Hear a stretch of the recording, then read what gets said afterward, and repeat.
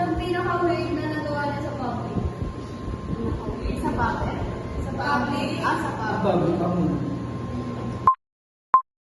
Anong pet peeve niyo sa tao?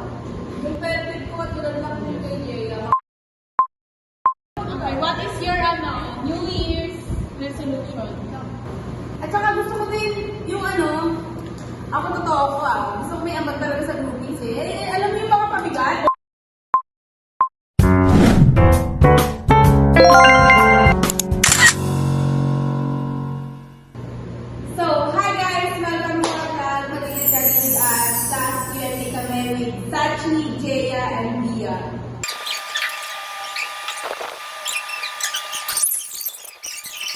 Ano yung favorite childhood memories niyo? Ako? Siguro sa akin yung yung umakyat ako sa mataas na pool, tapos nalagdag ako sa kanal.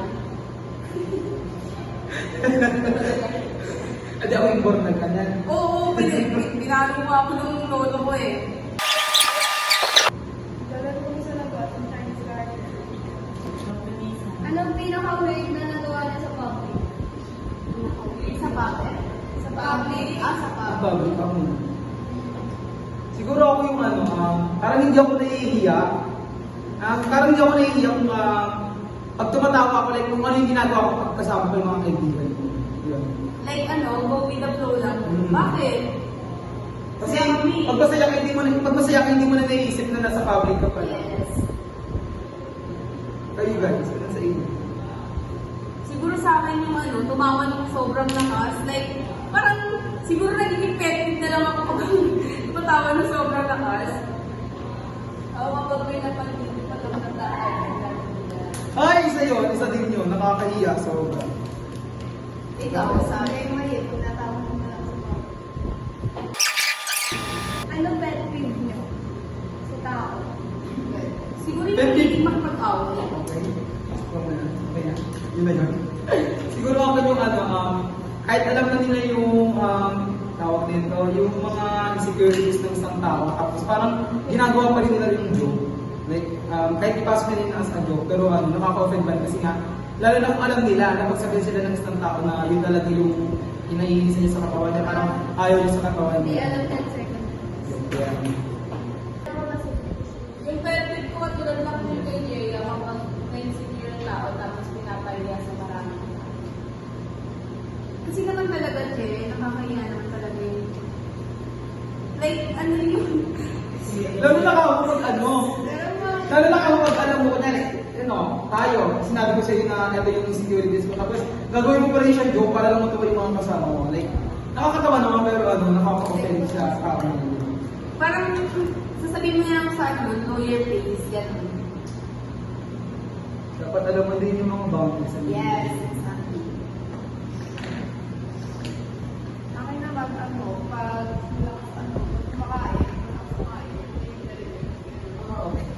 Ay, okay. Ay, meron pa pala akong isa. Meron pa akong isa, kapag alam mo sa sarili mo na nagkamali ka, tapos hindi mo kaya mag-first move sa isang tao. Like, nangyari ako, nagkamali ako sa'yo. Hindi ako mag-first ko, kahayanin ko yung lumapit sa akin, kahit alam ko ikaw yung mali. Parang, hindi mo kaya ibaba yung yung ego o yung pride mo, kahit alam mo sa sarili mo naman ka. Pero dati ng pride ako ngayon. Ayaw talaga sa tao ng pride. Pride din naman ako. Pero pa-pride kasi ako, yung pride ko kasi inaano ko, like, pag pa-pride ako pag alam ko Hindi, tama ako. okay naman maging ma-pride, basta ilugan mo. Yes. Ano yung mga kinakatakutan yung bagay? Siguro mamatay yung mga malis ko.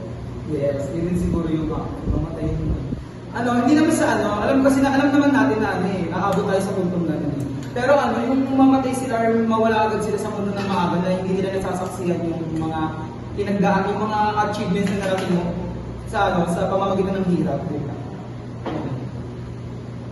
wala ng loved ones.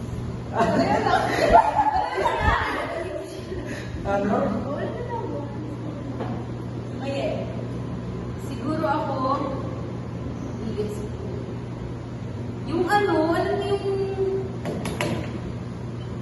parang yung lumalampitin, ang tawag doon, yung sa mataas.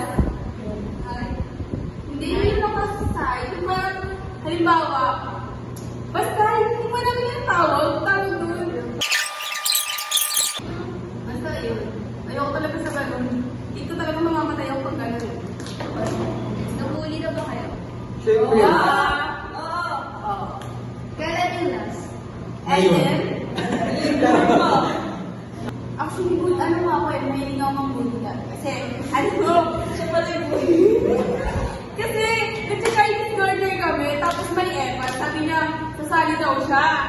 So, sabi ko, mamaya na, kasi kompleto pa kami, sabi ko, pag may umalis ka lang, pwede ganyan. So, sabi niya, sige daw, may umalis, kasi may biglang sumali, wala na siya. Tapos, ang ginawa niya sa akin, hinilay niya yung buhok ko, nagsabi ko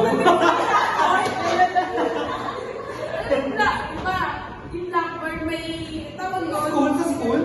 Nasa court kayo yung nasa court kasi kami. So, sasabutan kami dun sa likod ng court. Tumatakbo siya, hinahabol niya ako palikod dun sa sabutan kami. Tapos, umibabaw ako sa kanya, sasabot na kami. Tapos, tiyawag kami sa guidance office. Alam mo, that's good nga. Oo nga, sa court. Yung room namin dati court pa. Ako uuwi ako lagi na may sulat yung uniform ko. Oh, totoo. Sino nagsusulat? Talagang na ako pa yung pangalan. Ako di ko na alam kung ano yung pinaka-worst. Basta nabully talaga ako. Pero nung elementary ako, maraming times na ako yung nabully. O, diba? Yan tayo Pero yung isang beses, circle of friend ko siya, tapos yung kaaway ng circle of friend ko, anak ng teacher. Tapos parang, titrigger ko yung isa kong yung kaibigan ko na magalit siya na ano doon, dahil sabog ko sila. Uy, birthday to Ay, sorry po. No! Pero, ano naman, Pero okay lang, there's a development. naging ano. Nabago ko na siya. Okay, what is your New Year's resolution? Sino muna ako muna? New Year's resolution ko, basta sinabi ko sa sarili ko, New Year's resolution ko, paglalaan talaga ako ng oras para sa sarili ko. Kaso, hindi ko siya, ngayon nagsisimula pa lang yung taon na to, hindi ko sure kung nagagawa ko siya. Basta ginagawa ko, going the flow na ako. Pero yung pinaka-main na New Year's resolution is magkaroon ako ng self-improvement. Yun na yun. Ayun. Wala pa. Wala. Siguro sa akin yung parang gusto ko nang achieve yung goal ko. Like, iba sa sinabi nga ni Kaya, self-improvement. Ay, wala ko. At saka gusto ko din yung ako totoo ko gusto ko may ambag talaga sa groupies alam mo yung mga pabigat? Oh, yan. Oh, sorry guys. Sorry. Alam mo yung perfect ko, pero syempre diba, understand. Yes, understand. Yan, sinama ko talaga sa New Year's resolution. Hindi ko alam kung sino sinabihan ko. Ako yun. Ikaw ba yun? Yan talaga. Tinamdam ko yun. Sana magkaroon sila ng alam mo yun, maging responsible na sila sa mga bagay na kailangan talaga nilang gawin. Next question. Ano yung kasinungalingan na nasabi niyo? Yung latest na kasinungalingan na nasabi niyo sa tao? Ito, nagmakdo kami nito nila Angeline at saka ni Breezy. Tapos sinabi namin sa mama ko na bibili kami ng gamot ni Angeline para payagan ako lumabas. Kaso ang ginawa talaga namin, nagmakdo kami. Ngayon. Wala kayong pinaka-ano talaga. Okay, next question. Ano yung pinaka-memorable day yung last year, 2020? Siguro yung pop natin. Yung dumating yung pop natin. Yung nabuo.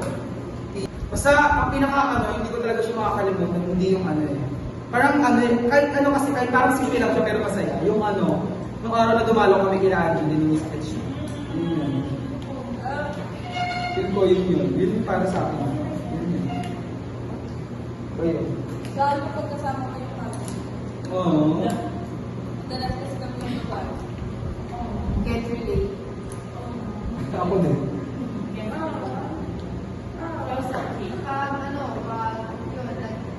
Magkano talaga pag kwentong family. Oh, kasi, alam mo, naiingit ka sa pamilya ng iba. Like, sila, ano pa, yung Sunday nila, di ba family? Like, nagagawa talaga din. Sa atin normal lang. Kasi tayo pag walang pasok. Next question. Nagkating na ba kayo? Di ba? Alam mo ng Diyos. So, last question.